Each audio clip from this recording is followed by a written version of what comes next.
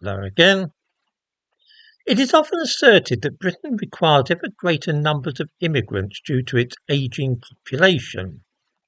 The notion that we need active young people to come here to pick fruit, deliver parcels, work in care homes and take up employment as baristas in coffee bars, all helping to keep the nation running smoothly and efficiently. This distorted perspective is driving up the population of Britain by somewhere in the region of 500,000 people every year. The ready availability of inexpensive labour is exceedingly attractive for some employers, but it is ultimately ruinous for the nation's economic health and future development.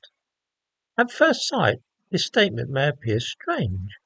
What possible disadvantage could there be to having a virtually unlimited workforce whose wages do not place too much of a strain upon the finances of your business? Surely this situation will benefit both individual companies and also stimulate the country's economy. It is this horribly short-sighted attitude which currently holds sway in this country.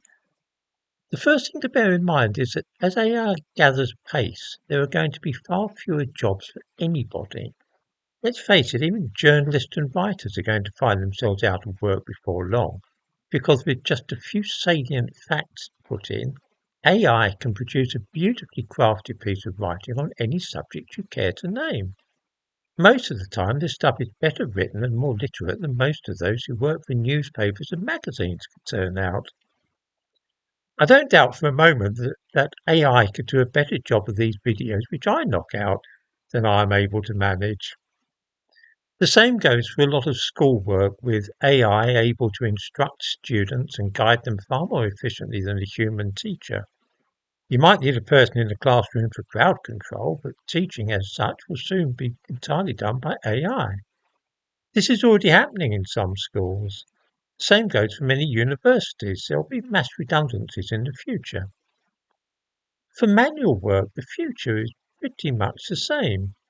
Take the often cited need for fruit pickers in East Anglia. Strawberry picking in the United States is well on the way to being automated and controlled by AI. This development is heading here, but being delayed by, well, immigration. You see, immigration is the problem, not the solution to difficulties in finding a large enough workforce. Let me explain. To see the ill effects of abundant and cheap labour, one only has to look at the logical extension of this state of affairs, an economic system where workers are literally free. In the second half of the 19th century, two parts of the world in particular experienced the dire consequences of this. In the 1860s, Imperial Russia and the southern states of the United States of America both fell behind the progress of their neighbouring territories, having failed to keep up with the Industrial Revolution. In the South, agriculture was wholly dependent upon free labour of slaves in America, and in Russia serfs fulfilled a similar role, although they were bound to the land and could not be sold separately from it.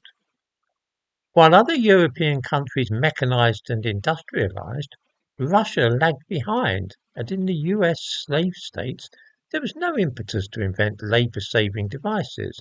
If cotton was to be picked, there were plenty of slaves to undertake the task. Who needed machinery? In countries like Britain, where wages had to be paid to farm labourers, there was an incentive to make agricultural work more efficient through the use of steam-powered machinery.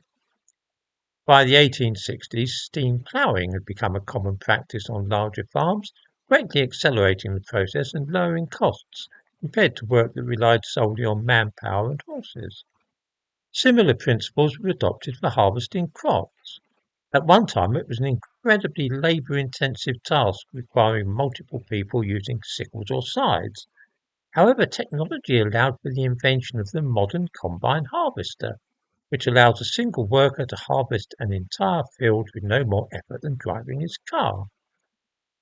Of course, in 1860, the mechanization or industrialization of farming was unlikely to take hold in Russia or the American Deep South, as the difficulties of farming could be resolved with the application of more manpower. There was no need to develop steam ploughs and so on. All one needed was to summon more slaves or serfs to the fields. This frame of mind reached its logical conclusion when the workforce requires no wages at all. By contrast, in places where wages were high and manpower scarce, the need to create new machinery arose. It was this, of course, which brought about the Industrial Revolution in the first place. How does this general principle apply in the case of modern Britain? To illustrate this, one can look at an example of the tension between automation and manpower in action, which is car washing. The arrival of widespread use of automatic car washes was greatly delayed by the huge number of Eastern Europeans with buckets and sponges offering to wash a car. So that in itself, the abundant cheap labour delayed the introduction of automation in car washing. It's plain to see this is a widespread effect. We're assured that without importing many foreign workers, it would be impossible to collect fruit in East Anglia. When we belonged to the European Union, foreign workers flocked to Lincolnshire and Cambridgeshire and settled. This, it was said, was vital for agriculture in the area. It brings to mind the cotton picking of the pre-Civil War United States.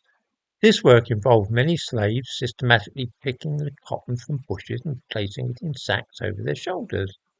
Nowadays, one man can do this with a cotton harvesting machine. Yet in this country, it's the migrant labour alternative that is preferred. In Britain today, the solution to picking large amounts of fruit efficiently is to bring loads of Romanians to help. However, other countries are investing in automated systems using robotics and AI to simplify the process, much like the combine harvester. In this country, where reliance on cheap workers is high, very few feel inclined to invest in research of this kind, as is being done in the United States. As such, immigration cannot be viewed as a solution to the problem. It is the problem itself. This isn't exclusive to the agricultural sector. The same can be said about hospital nurses and staff in care homes for the elderly.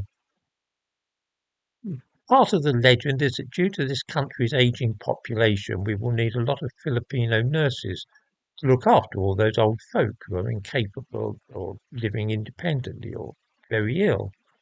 This too is causing us to neglect exciting new developments such as employing remote sensors and AI.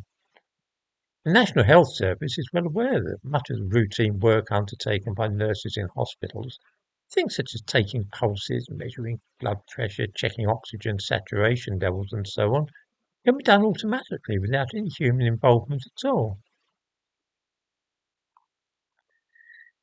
The idea of keep plugging any holes or solving any problems by bringing in more immigrants is leading us to a situation just like the antebellum South of the United States.